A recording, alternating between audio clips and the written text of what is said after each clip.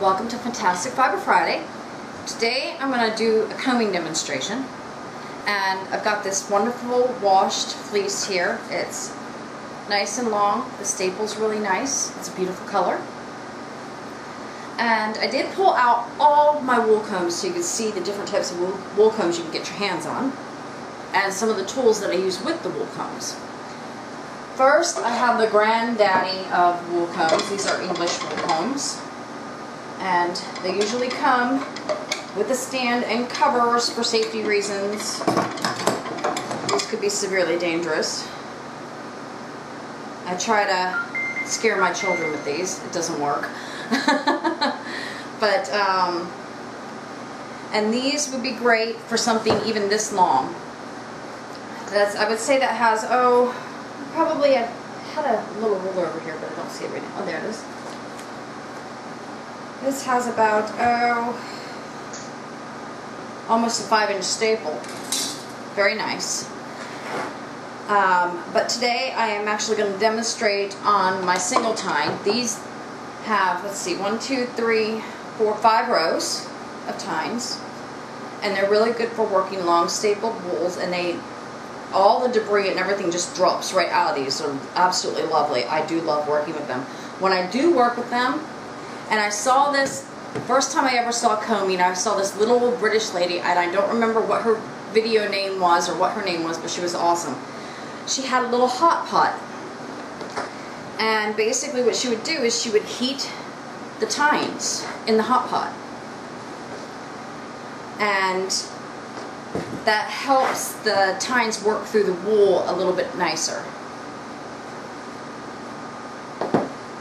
So that's one type of comb, and here's another one. This one is for fine wool. See how fine fiber, see how close those tines are together? It's only 2 rows, but they're super close together, so that when you kind of look through, you can barely see through it. And this works great for my alpaca and my angora. And this one came with its own little carrying case, and I love how everything goes into itself in this one. This pair would be very safe. And it even has its own clamps, as you can see. You just pull that off, turn it around this way, plug it into here, and it clamps right to your table.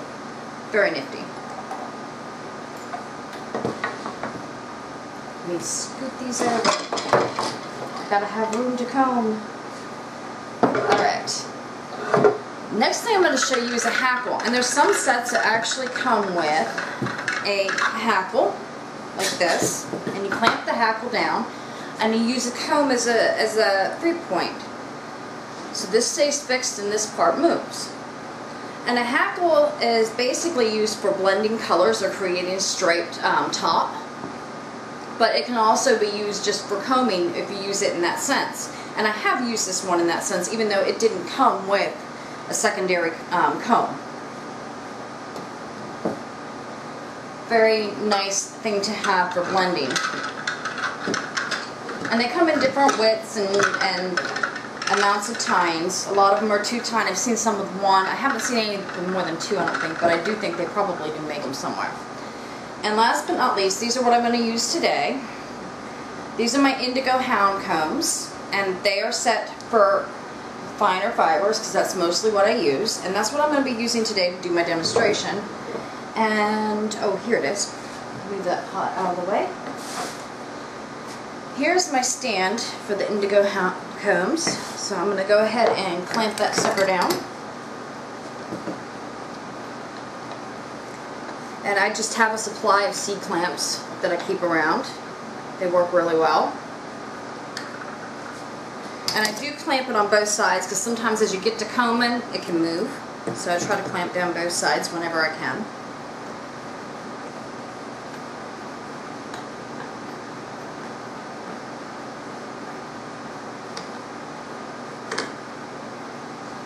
And I'm going to go ahead and put my comb in there and clamp it in nice and tight. And I've got my lovely fiber here that's already been washed. And when I comb, I do like to put all the ends to one side because you can tell where the ends are. Some people say it's not real top if you don't do it this way. I just like it color-wise. I think top is anything that is combed and not carded. That's just my personal opinion though. So I'm going to go ahead and fill up this comb. And they actually, what do they call this? No, charging I think is what they use for, what they say you charge the carders. I don't know, I'm just lashing on. That's kind of what they call it. You lash the fiber onto the combs.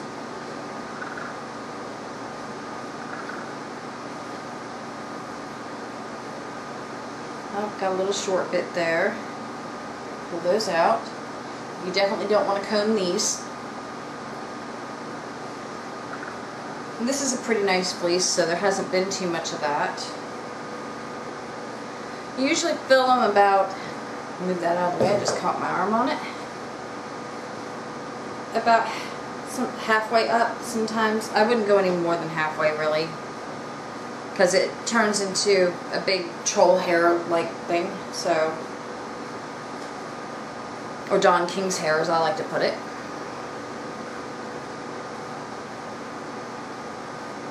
And I just keep pulling out pieces by the tip. Maybe one more there, I'm good. Okay, one more because that one was small. Let's see.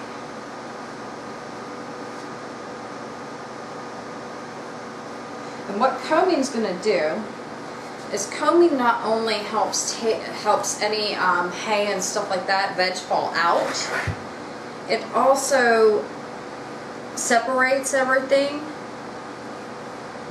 but keeps it nice and parallel. So I'm going to go ahead and turn this to the side, because you want to start at the side. And another little trick that I did learn from working with cashmere is sometimes people will spray their fiber with an olive oil water mixture and let it sit for a minute, and that works really well. I have done that. But I find the Downy, if you don't mind the, ooh, it's spraying funny, it's an older bottle. Spray a little bit of that Downy on there. Works really well and helps the tines of the comb work a little smoother. Give that a minute or so. And these are just some little tricks I learned because I found out when I was talking with a cashmere mill. I was having trouble with my cashmere when I was carding it. And they keep the humidity at a little bit of a higher level so that it doesn't fly off everywhere. And that's what this does. They actually told me to use Downy Wrinkle Releaser. That it would do the same thing. It helps up the humidity just a little bit so that everything will blend a little more smoothly. So I'm going to go ahead and get started, and what I'm going to do here is I'm going to see if, I'm just going to grab the tips. Grab the tips and comb. And you see I'm using kind of a wide circle because when I come back down, I don't want this to fold over and catch underneath. So you use kind of a wide arc and you come down and you comb until there's nothing left but short bits in the back. And I also grab the tips, which I probably shouldn't do, but I'm also very careful when I come down so I don't stab my own hand.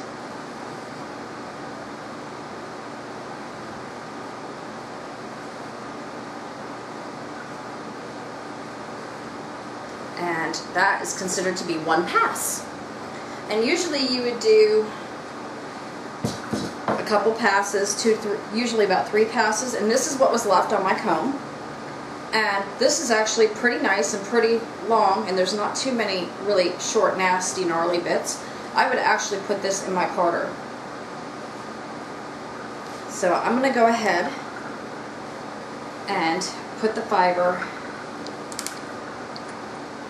switch these out, and do the same thing again.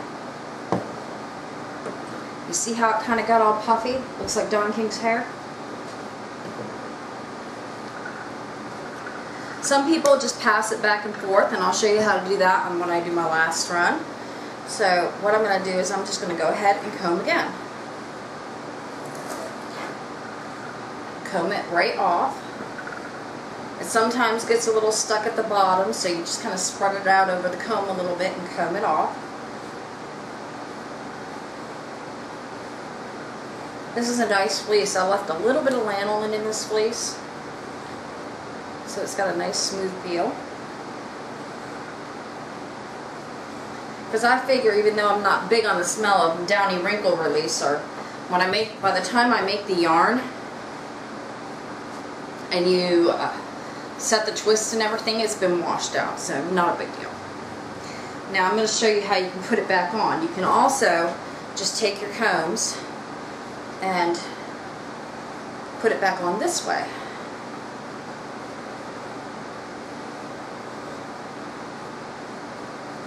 Or some people might turn it upright and put it back on. And I kind of turn my combs around and do just kind of whatever feels right. It's getting a little towards the end there. I don't want it to fall off.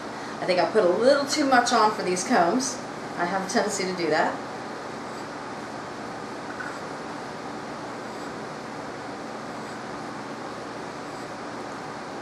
And this would be my third run.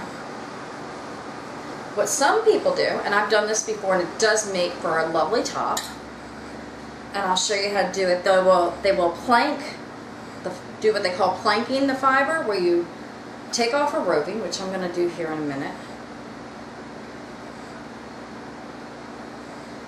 And I forgot to pull my stuff over here for that, so I'm going to ask my lovely cameraman if he will go over and grab that Tupperware thing on the table with all these needles sticking out of it to get me a diz, because it's in there.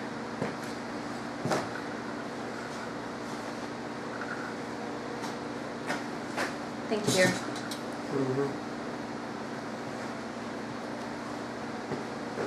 Almost done. And if you see little bits that don't agree with you as you're going along, pull them out.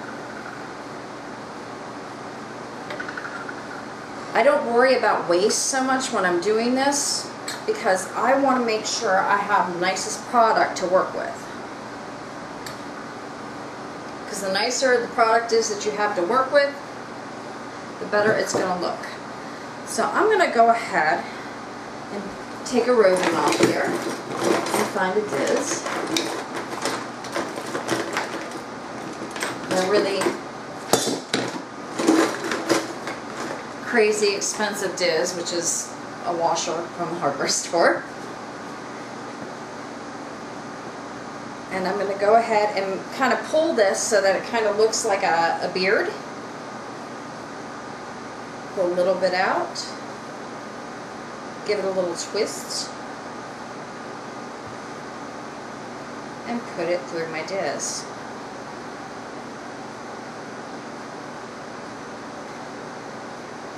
And just kind of do a push, pull motion.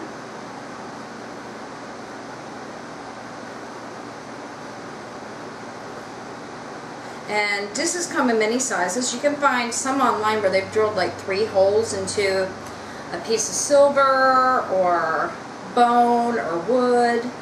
And the size of your diz is going to be about the diameter of your roving. It's going to dictate that. That's why they have pencil rovings that are real skinny like a pencil. This one's going to be a little thick. But that's alright. I like my roving thick.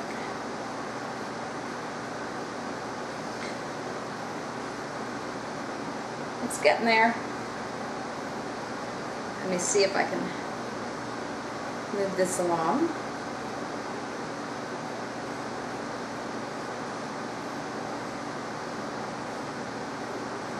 Almost done.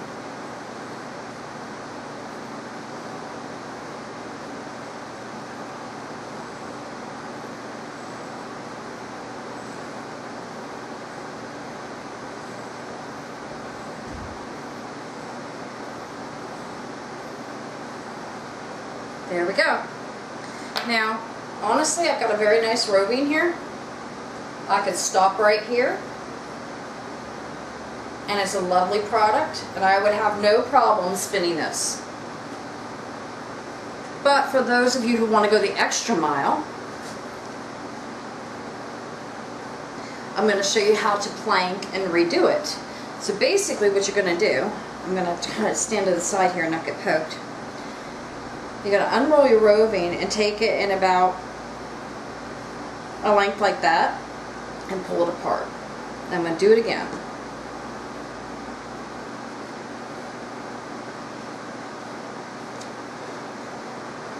And one more. Make them all about the same length.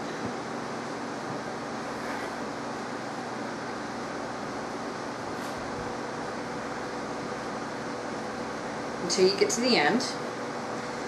And then what you're going to do is you're going to take those fibers and lash them back on to your combs.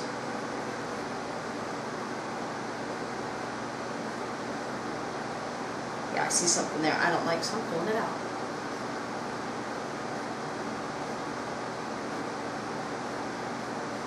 Until you get it all back on.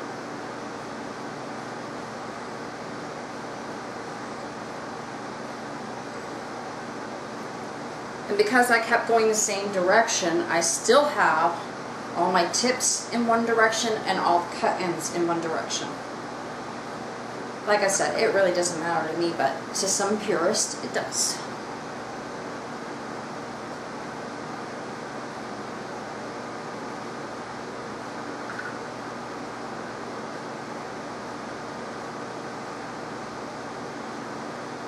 I almost got it all on here.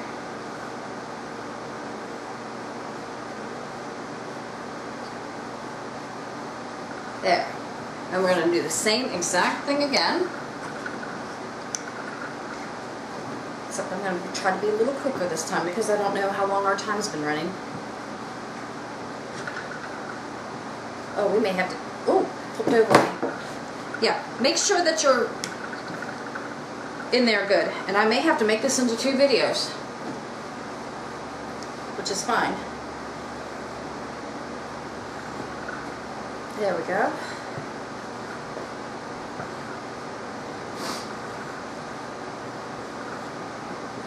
And you're going to do the same thing where you go through it 3 times.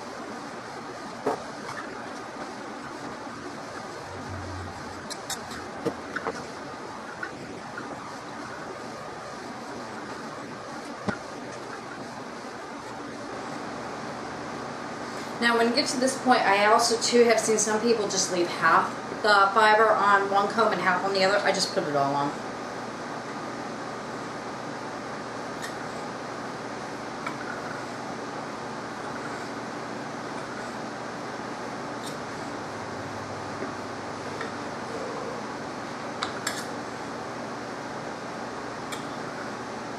There we go. And let's diz it again.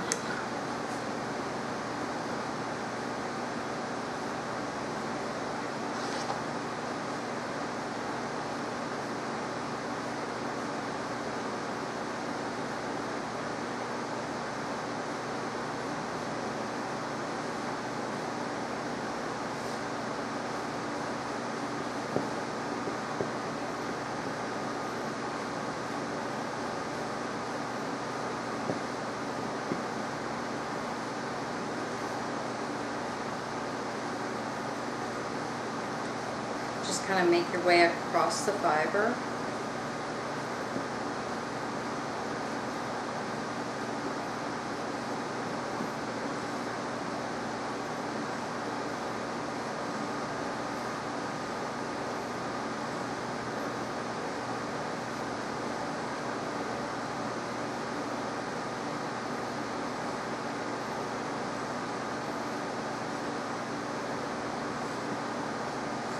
Down because I got some underneath.